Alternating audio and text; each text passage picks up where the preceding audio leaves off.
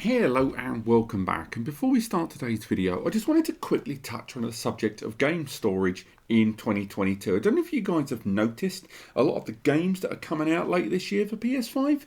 Have you seen the size of some of these games? Just to name some of the heavy hitters, right? So you're Dying Light 2, that's going to be 32 gig. Then Rainbow Six Extraction at 45 gig. Then you've got Uncharted Collection at 89 gig. Then you've got Elden Ring at 44 gig. Horizon Forbidden West, that's 96 gig. Gran Turismo 7 is being listed at over 100 gig.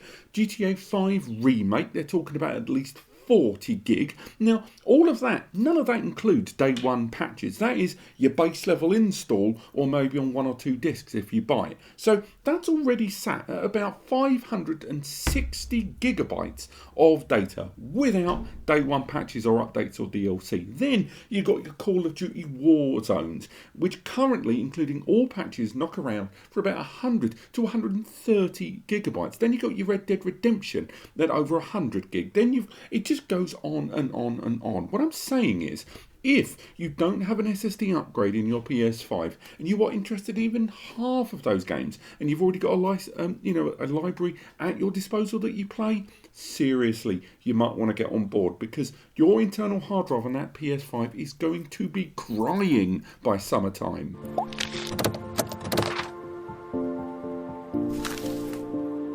That is right. Today we are going to talk about this. This is a very intriguing SSD from a brand known as Nextorage or Nextorage. Again, if we look at it on the box there, you can see my problem there. They've gone for that thing where an X can be an S and it can't. But nevertheless, this has been a very intriguing SSD since the first time I heard about it in autumn 2021. For those that aren't aware, the architecture of SSDs for PS5 out there at the moment are fairly kind of ubiquitous at this point. A lot of the SSDs that we've seen arrive on the scene have a very similar architecture. They take advantage of that Phison controller. We'll talk about that later on, the Phison E18. They've generally all got 3D TLC NAND on board. They generally all are M2 NVMe, taking advantage of NVMe revision 1.4.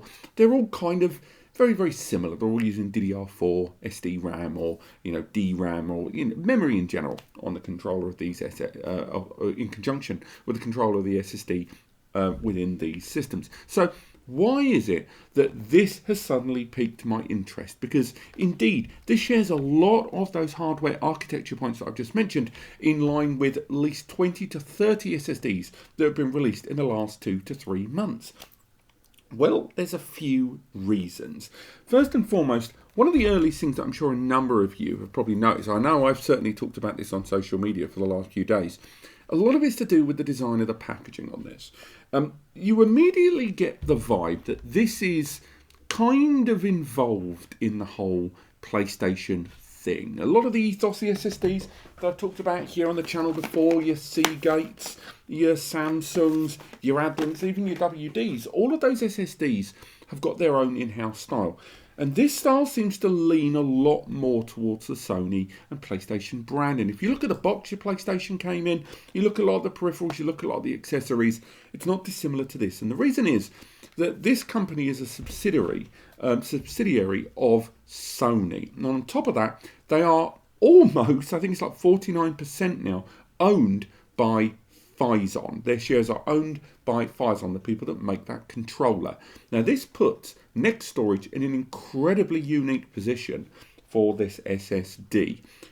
Just to give you a few examples, it's one of the few SSDs out there that I've seen with the official PlayStation 5 logo. I've only ever seen that on one other SSD. They all talk about PS5 compatibility, but they're one of the few out there that's carrying the official logo on their retail packaging. There's another factor later on that I'm going to talk about inside in terms of the accessories, but just generally, you do get the impression from that retail box there, which I know isn't wholly important, but as what they can get away with and what they're doing on the branding, it gives you some idea of, one, the target demographic they're going for in terms of the end user base, obviously the PS5 users, not just general gamers, but on top of that, the design and the aesthetic is clearly designed to appeal to that very, very specific marketplace. Now, another thing that may be abundantly clear to you every time I bring this close to the camera in the hope that the lighting in this studio doesn't ruin it, is that you can see a lot of Japanese text. They are a Japanese company. That is not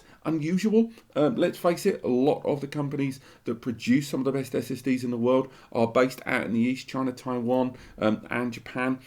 But this is an SSD that isn't currently available outside of Japan. That's going to change very, very soon, according to the brand. They are going to, I mean, let's face it, they've sent a sample to a very westernized channel like this with a Mr. Bean looking fella here on camera. So clearly they are making moves to make this more worldwide available from them. And again, that's not hugely surprising given the architecture of this drive and clearly the demographic they're aiming at. Now, Japan is an enormous country for gaming esports, and PlayStation has never, like, when it landed out there, a lot of like JRPGs and stuff like that, but definitely competitive gaming out there has got bigger and bigger and bigger, and this SSD has already landed very, very warmly over there, as well as when we saw the original kind of news posts about this when it was first launched. A lot of some of the biggest Western media outlets that cover gaming talked a lot about this SSD. Once again, for an SSD that's not available outside of Japan right now. So again, that's very promising long term. And I know none of this is truly indicative of the SSD itself, but it's certainly worth factoring that in when we're talking about the brand, because we're very used to the likes of WD and Seagate and Samsung and all of these brands that we hear about all the time over here in the West that we know very, very well. And we can suddenly at 90 miles an hour hear a brand that we've never heard of before, take Brand for example, Californian based, who, you know, went from really only being known for external cases like this one over here and suddenly are a big name in SSD storage. These things move fast. So in today's video, we are going to be looking at the SSD itself. We're going to have a look at the architecture, that heatsink, a lot of stuff about this SSD, and then we're going to be doing some PC benchmarking tests. We're going to pop an SSD inside the PC test build over there. We're going to be testing it on Atos, on Crystal Disk, on ASSD, on AJA. We're going to be looking at its overall performance there in a PC benchmark environment. Now, it is worth bearing in mind, of course, as mentioned, they are targeting your PS5 user, and we do have PS5 testing in the works as we speak. We've already started posting some of those results online, but we've got a full dedicated PS5 video that's either live now or will be live in the next day or so. The PC benchmark, on the other hand, is going to be taking advantage of a 2 TB drive, but again, we will be bench testing both the 1 and the 2 very, very soon. So let's have a look at this drive. So let's open it up. Again, as mentioned, it takes advantage of very similar architecture to a number of different SSDs on the market right now. It takes advantage of the Phison E18 controller. It takes advantage of 3D TLC NAND, although I didn't go into specifics about the layering on that NAND, it has to be said.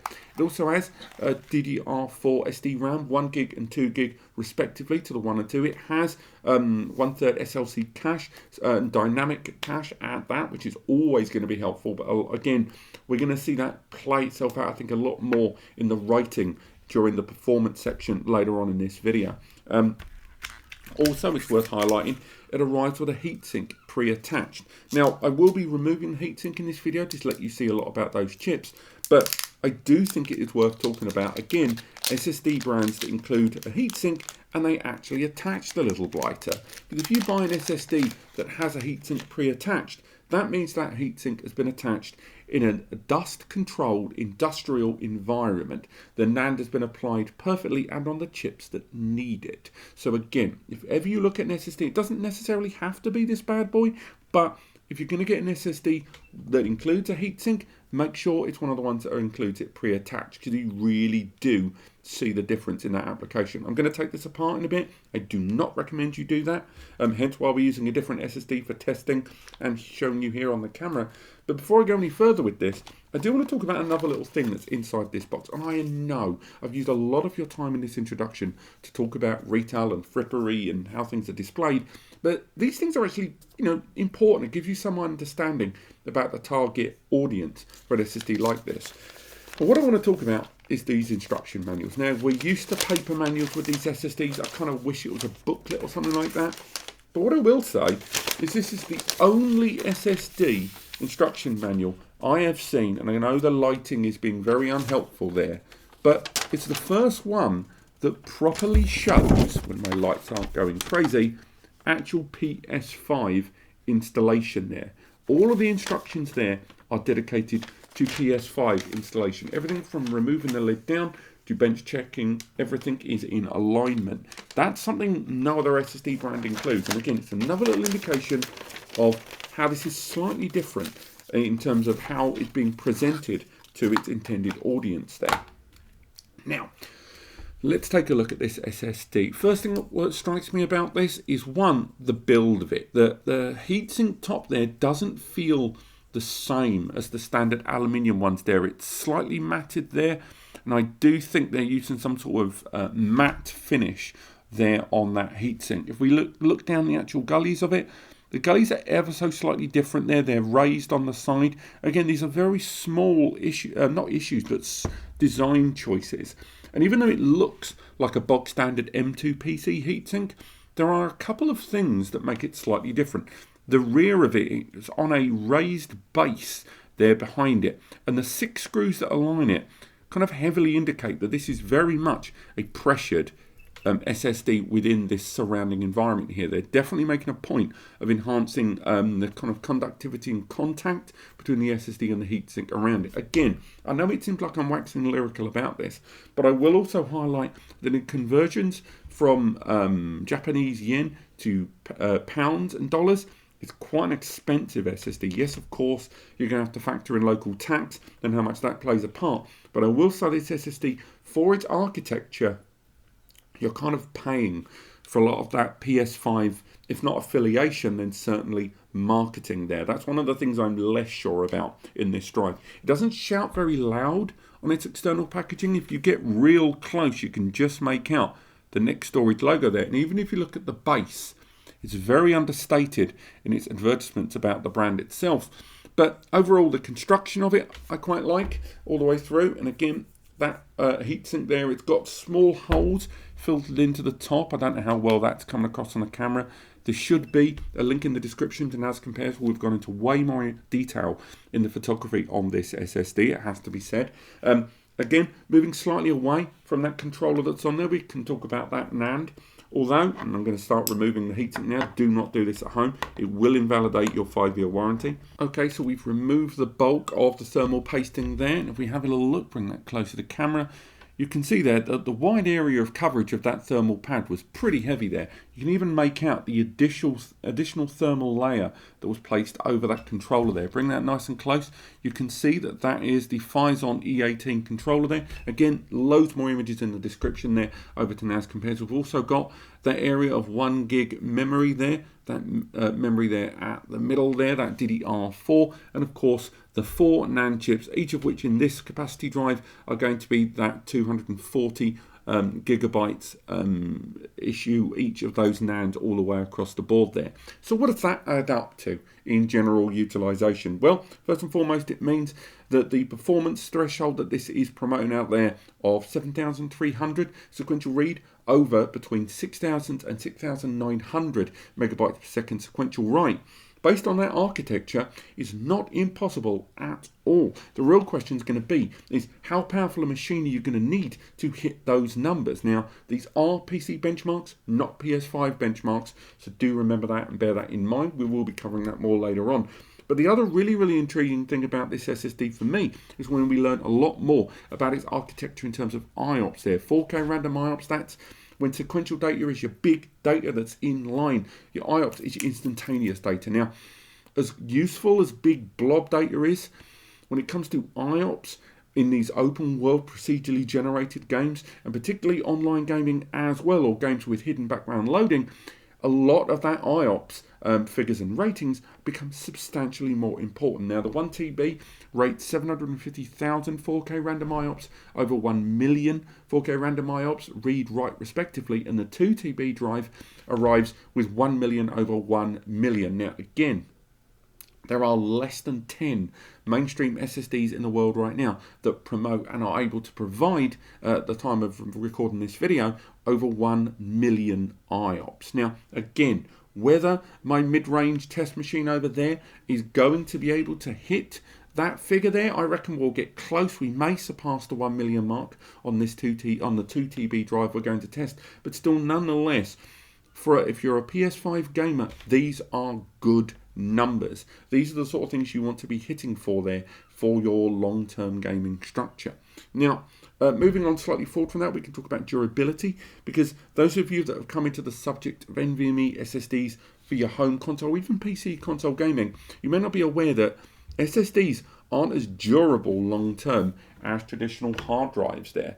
These can wear out over time depending on write activity. Now, this isn't as appropriate or as worrisome for PS5 or PC sole gamers, because that predominantly read activity is a much lower impact in terms of kind of wear on the drives. But still, nonetheless, the recycling of data is a factor. And going back to my introduction, the games that we use these days are so big that a lot of the time the recycling of that data, although by no means daily or weekly, will certainly be monthly for a number of users, particularly if you're an eSports gamer or you're someone that's recording capture for a local YouTube channel or online streaming, or again, if you are a professional gamer or someone gaming for more than 6 to 8 hours a day, your recycle of data is going to be a great deal more. And as more and more services of the PS5 have access to M2 storage, not just the internal storage there, and as development of games moves forward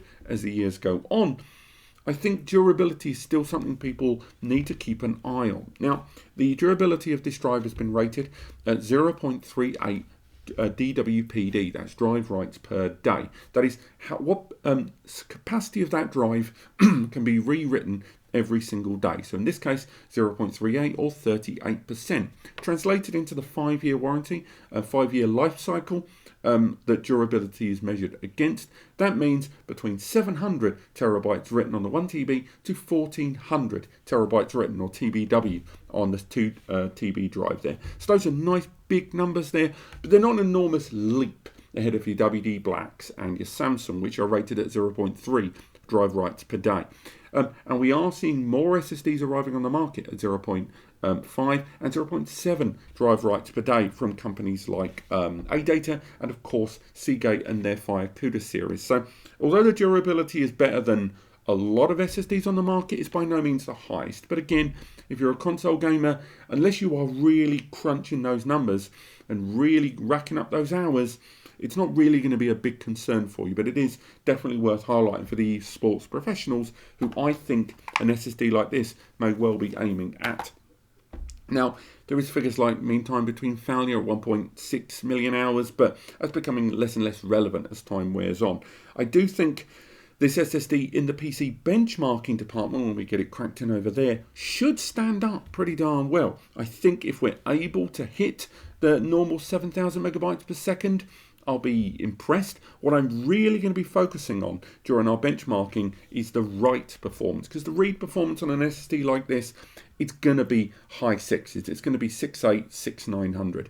But the write performance is what I'm particularly concerned with, because many SSDs over the past 6 months or so have sung lyrical and said a lot about high write performance on their SSDs.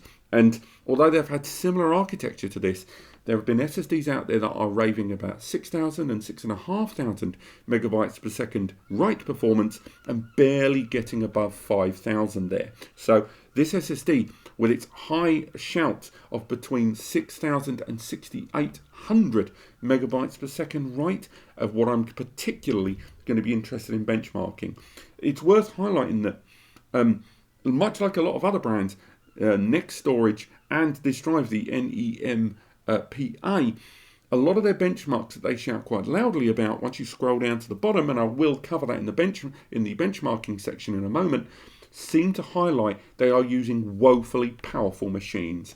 12-core Ryzens, stuff like that, which, although of course these systems exist, it seems wildly unfair to make that your benchmark when the average consumer is living on Intel Core, periodically your i3s and your i5s, which is what we're going to be using in our test.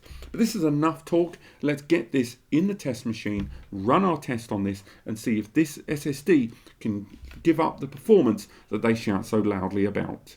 Right, so we've made our way onto the desktop of our test machine here. Once again, I know this is a PS5 target SSD, but we've got to look at some of those benchmarks. On the left-hand side of the screen, you can make out Nextorage's own page, and if we scroll down there, we can see that this 2TB SSD here has a rating in terms of sequential read-write of 7,300 over 6,900 read-write respectively. And if we go down to the bottom, we can see there that those measurements were obtained on a Ryzen 9 16-core processor, Windows 10 Professional Edition, and frankly on machines that are significantly more powerful than the one I'm utilizing today. So I will be very surprised if I can hit those sort of numbers. Now, just to put that into a little bit of perspective there, here is my test machine here. It's taking advantage of a 6-core 11th gen i5 processor.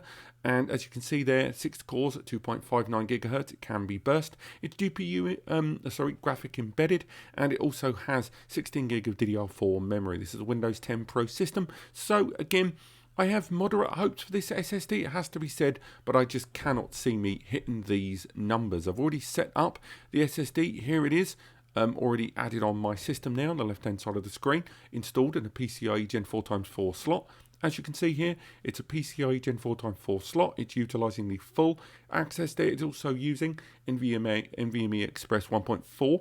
all in place as well. And if we make our way into Crystal Disk, we come out of it there, we can have a little look at this SSD measured on my system. Because you can see there, if we make our way into disk management, you'll see that I've already created the area there. It's already been mounted there as a volume. We're using pretty much the full area there, no secret partitions there, it's just the full available storage on screen. Now, as mentioned before in previous videos, we look at several things in these tests. We look at the temperature that's generated, particularly on SSDs that have heatsink pre-installed, but also we look at the performance in terms of overall throughput and IOPS. Now we do this with multiple tools. We do it with Atos Benchmark, ignore the black screen there. We utilize AJA as well, and we utilize that mainly to look at captures and playbacks. We also use a program known as SSD here on the screen. Move that over there. And finally, we use Crystal Disk. Now, as you can see here on screen, I've done a preliminary test, something I always do when I do an SSD. As you can see, if you look at the power on hours there, this SSD, this is the very first time this has been connected to this system. Indeed, this PC has been on for around about 11 minutes at this stage. This is a preliminary test, as you can see there, and even now, from cold, so the NAND even hasn't even had a chance to warm up, on a 1 gig test file, this SSD achieved just under 7,000 megs read and just under 7,000 megs write, and almost hit the 1 million 4K random IOPS there on read immediately, which again, fantastic numbers, particularly on the read numbers there. Now, I'm going to be running all of my tests. I'm going to be doing 3 tests on 3 different file size tests with each one of those benchmarking tools, including Crystal Disk there, taking advantage of a 1, a 4 and a 16 gig test file. I'm going to be running all of those tests. Unfortunately, because I'm utilizing screen capture recording software, OBS, the result is that I can't show you the full testing because GPU intensive applications such as screen recording make their mark on our overall hardware. As you can see there, when we go down to OBS, OBS is utilizing 13% of overall CPU usage, at least well over half a gig of memory, and if we go to GPU, it's already utilizing a lot of these resources. So unless I was using an external capture card, which unfortunately is what we're utilizing for the PS5 benchmarks, I'm not able to use screen recording at the same time as doing these benchmarks without the load and impact of that screen recording affecting the results. But we will be going through all of those results. Each result will be conducted on this machine with a 1 minute cooldown time between each test to allow the SSD a chance to breathe and empty its intelligent cache. Again, this is DDR4 SD RAM. This is a 2 gig memory module on this 2TB SSD. And then afterwards, we're going to be looking at the temperature that's been generated by this SSD. So we're going to be looking at, there's the temperature. As you can see, when it was first installed, it started at 17 degrees, and now with that initial test spike there, it raised up to 29. So we're going to see how well that heatsink is going to deal under intensive read-write operations throughout this testing. So we're going to return to this graph after the test. As you can see, that is how long this has been running, no time whatsoever. And again, we're going to start our testing now. So I'm going to run this through. It should take about an hour, hour and a half, and I'm going to return to the screen and go through the results with you shortly. Let's go. Okay, so our tests have completed, and for the most part, colour me impressed. There's a couple of things I'm less sure about, but we'll go through those in just a moment. Testing took around 1 hour and 45 minutes. As you can see, the clock counter now has gone up to 2 hours, so it has dipped over a little bit there in terms of overall use. But let's start going through those results. Now, I was wondering about which SSD to compare this against, because a number of you may know I have been testing a lot of SSDs over the course of the last 4 or 5 months, at least on this test machine, with another test machine with another 30 or 40 different results. Now, I could compare against SSDs like the Seagate FireCuda or the Team Group Corporation because they've got a very similar architecture, but I think a number of you out there that are looking at SSDs for your PS5 are almost certainly wondering how this SSD compares up against the 980 Pro and, more importantly, the WD Black, because the WD Black is kind of highlighted in a number of places online as the best SSD to go for PS5 by Mark Cerny himself.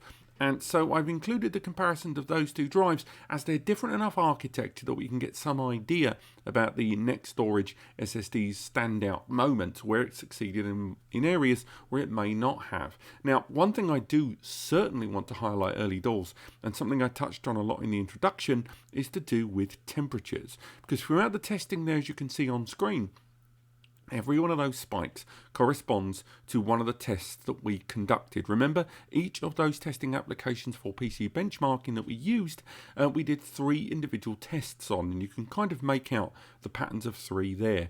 Now, on our most intense operation, which was a 16 gig test file in crystal disk that we'll go through in a moment, the hottest this SSD reached was 43. Now, just to put that into perspective, if we head into the WD Black here and we look at the temperatures there, we can see the WD Black with the exact same testing reached a height of well over 60 degrees. Still within the operational temperature, it should be highlighted, but the same test got significantly hotter with the heatsink included on that WD Black there. Definitely worthy of note. If we look at the Samsung, on the other hand, the Samsung with its more recently released SSD heatsink there, we can see even that exceeded 50C, because this is a particularly intense operation we're performing there. So again, I wanted to really highlight just how well the temperature was maintained on that SSD, thanks to that slightly different attitude towards the heatsink material and placement there on this SSD. Now, each of the SSD benchmarking tools that we used were used for an individual reason, because they each kind of target a different important part of an SSD's benchmarking process.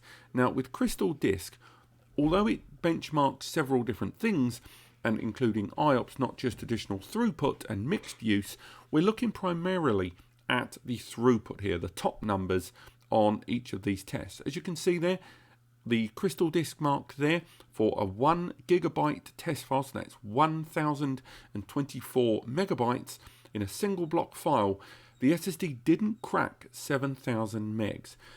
Now, in other testing, what we've done with 7,000 meg exceeding SSDs, so for example, if we did look at a similar architecture to this, and we looked at the Seagate FireCuda, we can see that the Seagate FireCuda 1TB, if we look at its IOPS there, we can see that 7,000 was broken in the 64 gig testing. Now, I could have done a 64 gig test on this SSD, and I likely will in my follow-up testing with the 2TB, but on the 2TB in another setting. But I wanted to show you guys that this SSD, predominantly, as mentioned in the first part of this video, the write performance on this SSD really stood out for me. This is the highest I've ever seen the write benchmark on an SSD in this test environment. This is as close as I've ever got on a single SSD to 7,000 there. The read, again, double digits, barely anything off that 7,000 there. And had I been running that rather high-end benchmarking platform that they are running there, a 16-core Ryzen, which, by the way, that CPU costs more than I think my entire test rig, then maybe I would have hit those 7,300 numbers there. The IOPS, although I said I wouldn't focus on them too much here, conventional kind of, these are not so much theoretical maximums, but these are artificial maximums. You're not going to be utilizing these systems in this lab way. We're still getting incredibly close to that 1 million mark there in terms of read 4K IOPS there in all three test environments. And overall, these numbers scream great performance to me. It just also highlights that the numbers we see on a lot of these benchmarking reports on SSD websites still are a little bit more inflated than they should be. And again, if we go back to the WD Black there, pull up similar results there, we can see with the 1 gig test file there side by side at the 1 gig level, not only did this obviously read higher, but if we go through, although it didn't crack the 1 million IOPS, something the WD was able to achieve, the write performance absolutely smashed it. So again, it all depends on the priority towards write to most users. And again, PS5 gamers, we're not quite there yet. And if we look at the heavier stuff with the Samsung and flick over to the 16 gigabyte file and bring these side by side, we're able to see that between the two of them, a notable degree of increase there on the drive here from Nextorage. So again, we'll come out of it there. And now we'll move over to Atos Benchmark. Now, Atos Benchmark does a much longer term and wide-ranging test here. Now, as you can see, we took advantage of 1/4 of a gigabyte, that's 256 megabyte, 1 gigabyte and 4 gigabyte test algorithms there. As we can see, in this testing, it still maintains some nice high numbers in the 6,000 mark there, but do remember this is a translation between gigabytes and the decimal of gigabytes, so 1024 translating to 1, so the mark's always going to be a mite lower. Now again, we'll flick back to the WD Black there, we'll go for this test file here, we're going for the smallest test there, and we'll compare those side by side. And as you can see, lining those numbers up side by side, the Nextorage drive, although it has to be bared in mind, it is a 2 TB drive that we're comparing against a 1 TB, very important, but still nonetheless, the read performance there really held up. And although the WD in the larger capacity file sizes maintained a bit of a lead overall on the write and in the early kilobit file IO sizes, it did remarkably well. And again, if we move back to the Samsung, bringing the Samsung back there, and again making our way into the Samsung, this time looking at the larger file size at 4 gigabyte there, we can see running all the way through that for the most part the Nextorage absolutely slammed it. But again, do bear in mind the capacity difference there regardless, but still the read was noticeably higher in almost every single way if we compare them side by side on that Nextorage there on screen. Same goes for if we look at the IOPS. We switch over to the IOPS there, the IOPS was still very, very impressive and exactly what I'd like to see from a drive like this on the Atos Benchmark there. So we come out there, we'll go into our third test tool, the way more aggressive AS SSD here. So again, although these numbers seem lower, these are all relative to the same system. So to put that into perspective, if we bring up the WD Black and quickly scroll through to our AS SSD testing there, we can go for the 3 gig test there, pop those side by side, and again we can see quite similar numbers there overall, but certainly the scoring there just giving the WD Black a slight edge there at the end in terms of AS SSD benchmark in there, but still remarkably similar indeed. And if we switch over to the Samsung and this time look for something a little bit heavier there at the 5 gigabyte level and bring those side by side, we can see a not dissimilar story there. Of course, we're looking at IOPS, so we'll flick back to traditional read-write. And in terms of traditional read-write, the Samsung slightly having the edge there as far as AS SSD is concerned. So I say, for the most part, I'm happy with this SSD, but there's a couple of areas where intensive PC benchmarking didn't quite rate as high as I would have liked to have seen, but still, I am talking very, very small margins there. Now, if we come out of that there, we can go into our final benchmarking there, with AJA. And again, this is more of a video adaptive tool, something probably of more interest to those of you that like to utilize an SSD like this for a lot of your streaming services. Again, if we bring those up on screen, we have 16 gig, we have a 4 gig test file that will pop there on the bottom, and we have a 1 gig test file. Now, what's important, don't bother looking at the top numbers, because this is a sustained activity of a single file check. What you want to look at is the bottom there. These are indicative of several things. 1, peak performance. 2, the oversaturation of the cache and whether it can sustain the activity that we're doing here. And finally, overall, how the two compare against those other numbers we've seen so far. As we can see, they peaked with the 1 gig HD test file, the 16 gig test file, and in the middle, the 4 gig test file exceedingly well, getting potentially up to the 5,800 mark throughout all tests, even peaking there at 5,900. And again, if we flick over to the WD Black and bring up, for example, here on WD Black SSD here, the 1 gig test, pop it above that one, we can see that it did exceed that of the WD Black quite notably. And again, we can flick between each of them in the WD Black setting there on the 4 gig. Once again, it actually peaked slightly higher in captures there. And then finally, if we flick over to the last one, we can see the WD Black did indeed, once again on captures, take the lead there. So for the most part, I would say 7 to 8 out of 10 of the tests for all of these. I've got to say that these the Nextorage SSD for me outperformed the WD and the Samsung, but there were notable examples where the base level IOPS performance increases still stood out. But that's only if we're looking at these SSDs in a comparative way. If we look at this SSD on its own, it's still an incredibly standout performer as far as PC benchmarking goes, and that heatsink definitely did a better job than a number of SSD heatsinks out there in the market, and definitely puts it, if not in my top 5, then certainly in my top 3. So throughout all of this testing, remember, this is an SSD that's been predominantly designed for PS5, and therefore all the results I've talked about today, for good or for bad, still don't stand up until we do our full PS5 testing in the next video, where we're going to be looking at read and write performance. We're also going to be looking at bench testing a whole new series of games, and if we have time, we're going to squeeze in some temperature testing within the PS5, because we've already seen that this is the controller temperature of that SSD. This is the temperature of the chip on the SSD, that is the brains of the operation. But what about the PS5?